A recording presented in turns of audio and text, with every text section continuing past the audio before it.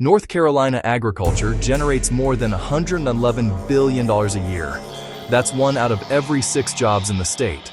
But behind the numbers is a question we're not asking loudly enough. How long can this system hold, under climate pressure, labor shortages, and land loss? North Carolina is one of the most agriculturally diverse states in the country.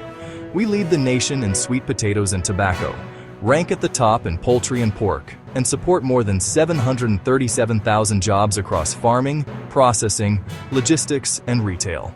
For every dollar generated on the farm, more than $6 ripple through the economy. Agriculture isn't a side industry, it's infrastructure.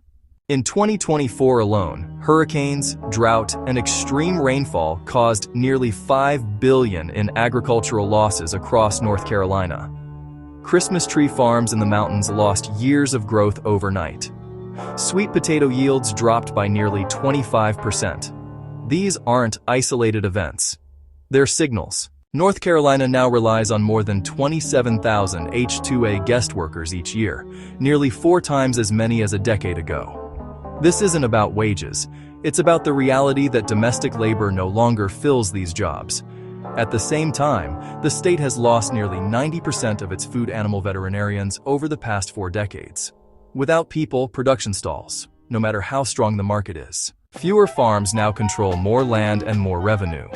Just 3.6% of farms generate more than 2/3 of all agricultural sales.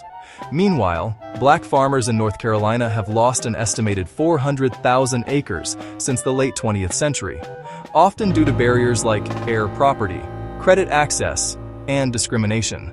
This isn't just an equity issue. It's an economic loss the state can't afford. North Carolina is projected to lose up to 1.6 million acres of farmland by 2040, second highest in the nation. Once farmland becomes subdivisions, it rarely comes back. This isn't about nostalgia. It's about food security, rural economies, and long-term resilience. The path forward is not guesswork. Strategic investments in workforce development, climate resilience, land preservation, and equitable access could increase agriculture's economic impact from $111 billion to $175 billion by 2035. That's not a cost, that's a return. Agriculture isn't failing in North Carolina, but it is at a crossroads. The question isn't whether the system will change, it's whether we shape that change intentionally or react to it later at a higher cost.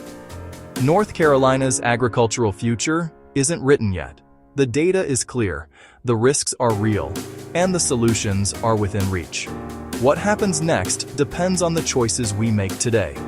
Learn more, share this video, and join the conversation shaping the future of North Carolina agriculture.